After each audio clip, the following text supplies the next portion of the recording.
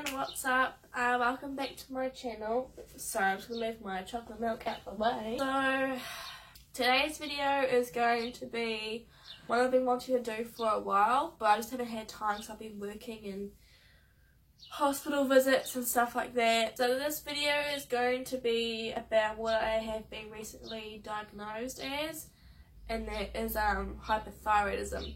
Hypothyroidism is an autoimmune disease. Basically, mine is producing too many hormones. As you can probably see, like, my neck is quite bulgy just here. So basically, the thyroid gland controls your metabolism, breathing, heart rate, nervous system, weight, body temperature, and many other things to do with the body. When the gland is overactive, like mine is, the body processes speed up, so your heart rate goes up, metabolism goes up, so you get weight loss, sleep problems, anxiety, depression, and all other kind of things come along with that as well. So basically that is a little overview of what hypothyroidism is. There's a lot more to it, which I'll go into further in the video. But for now, I'm going to talk about my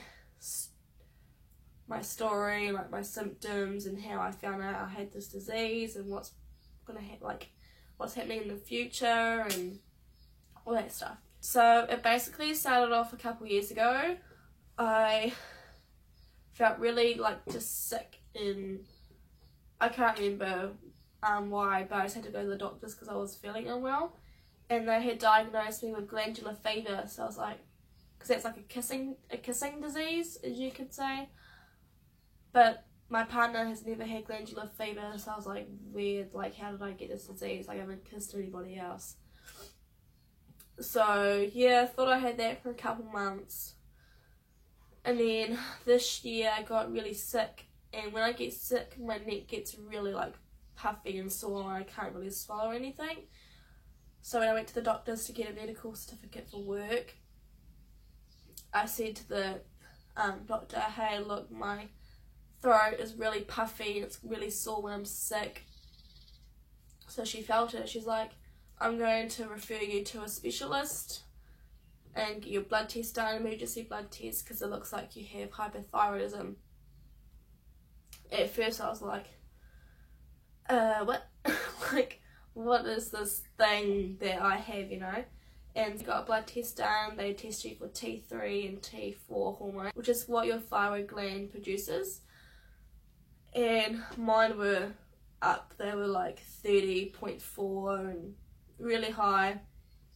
And I'm only 19, so they really wanted to make me see a specialist. So a couple months later I saw a specialist, and he confirmed, yeah, you do have hypothyroidism. Graves' disease is what it's also called. He asked if I've had any family members who have the same disease, and apparently my grandmother had goiter, which is just a real big bulge on your neck, so she had to get that cut out. So that's where I feel like I got this from. But the thing is, none of my siblings or my mum or my aunties or uncles have this, it's only me. So I'm like, why me, you know, this is annoying.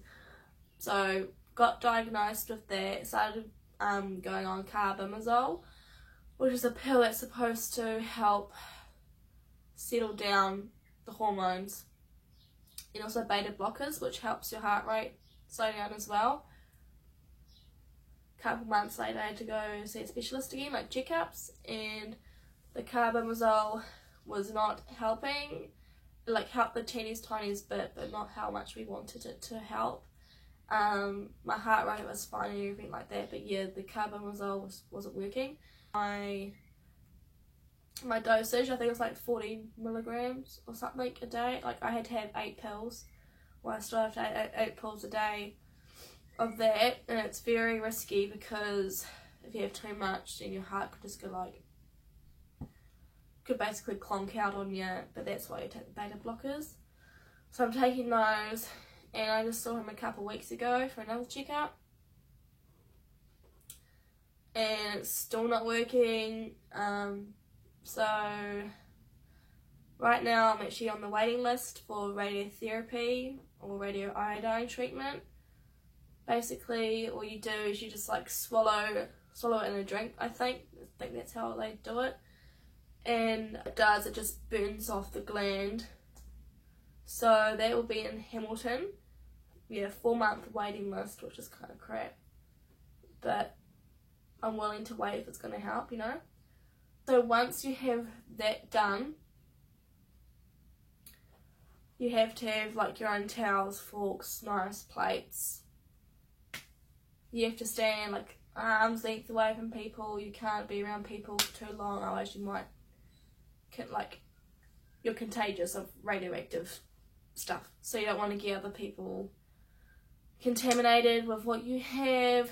So basically I'm going to be a little hermit crab in my room for a couple of days. Yeah, but there are some risks of getting that done. There's also another option, but I'll talk into that a bit more later on. So the symptoms I have had, I've had fatigue, I've just been tired all the time.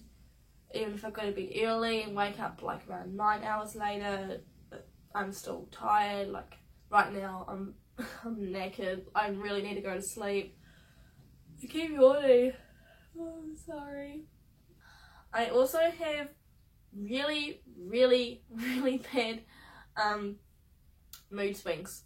One minute I'll be happy, the next I'm like really depressed or start crying, or I'm really angry, and yeah. I've also got my handshakes. I mean, it's not as bad. Well, it's actually not happening anymore, but my hand used to just shake a little like that, just the tiniest bit, but I didn't really experience that. Nervousness or anxiety, I got that a lot. Oh, I'm sorry, my throat really hurts. Another symptom I've had is weight gain. Even though it's supposed to be weight loss, I've been gaining a lot of weight. Like, I used to be 54 kgs. I'm not sure how much that is in like pounds. But yeah, I weighed 54 kgs and now I'm 58, and that was within a course of 4 weeks. Yeah, so my weight goes up and down, up and down, up and down. Trouble sleeping. Like I said, you feel tired but you can't sleep. Like my specialist said to me, it's basically like you're on crack. You're just like, so like you just want to do stuff, and then at the same time you feel real tired, you just need to sleep, but you're just like all over the place. Also really fidgety. That's why in my videos you always see me like playing with my hair or do something, because I'm just fidgety, I need to move. That's to go with being on crack. You just have to move and do something. My grandmother developed a goiter. It's an enlarged thyroid gland like mine is, but mine isn't as bad as hers was. It's swelling. It feels like swelling on the front of your neck. I don't know if you guys, if I turn around, yeah, you can see it's just right there. It's like a I don't know. Anyway, there's that. Causes of hypothyroidism. Yeah, so like I said, we believe that mine was from family gene, my grandmother, but sometimes stress also doesn't causes it. So like I said, what I have is an autoimmune disease. What I have, basically, the body makes an antibody. That's a protein produced by the body to fight against viruses and bacteria. Sorry if I'm looking down, just because I have my laptop here. All the information, because I don't know all the information at the top of my head. TSI, that's what it's called. I can't say that up last word. That causes the thyroid gland to make too much hormones, basically. Treatment of hypothyroidism. This is the scary part.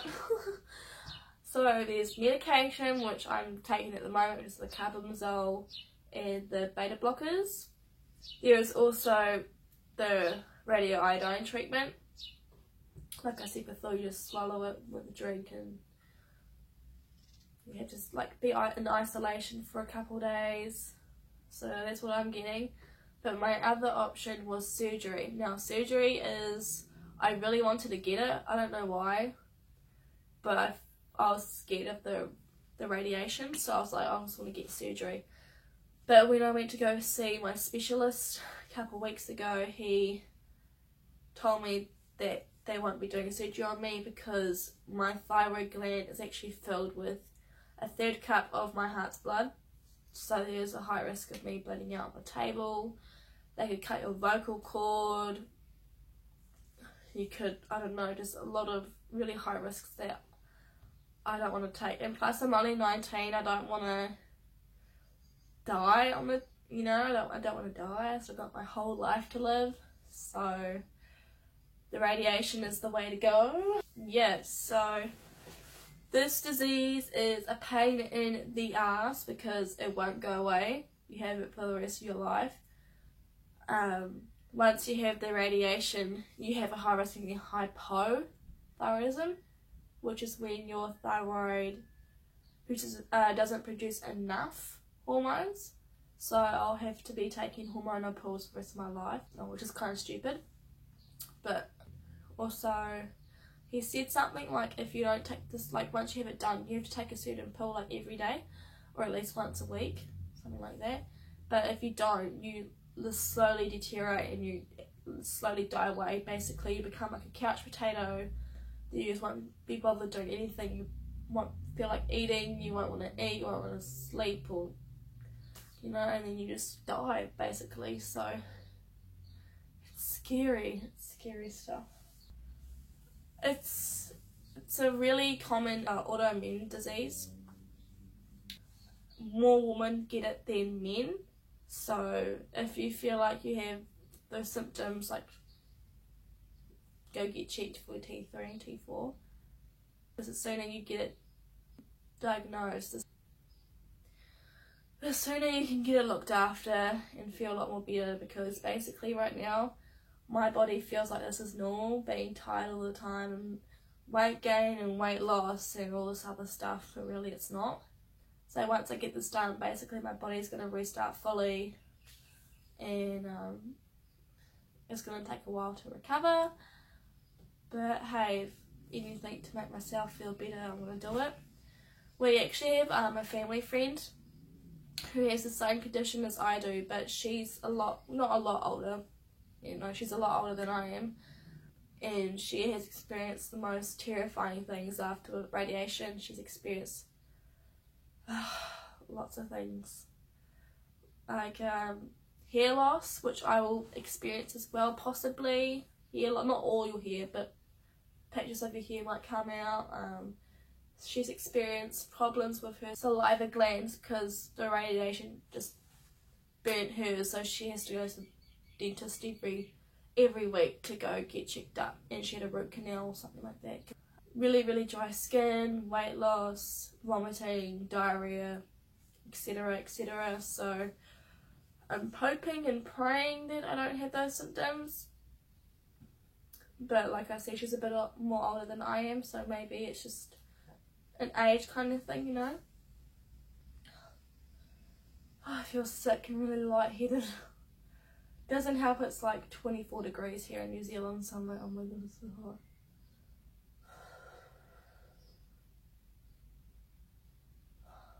I just feel really tired right now, like I feel like I want to just faint and go to sleep. But anyway, thank you for watching this video. Like I said, if you feel like you have any of these symptoms, go get checked, because you never know, especially if you have family history of this disease. I'm also going to try and vlog my journey through this whole thing, so I'll definitely try, and I'll update you guys. Even though I probably don't care, but I'm still doing it anyway for myself. And yeah, so I hope you have a good rest of your day or night, wherever you are, and I'll see you later.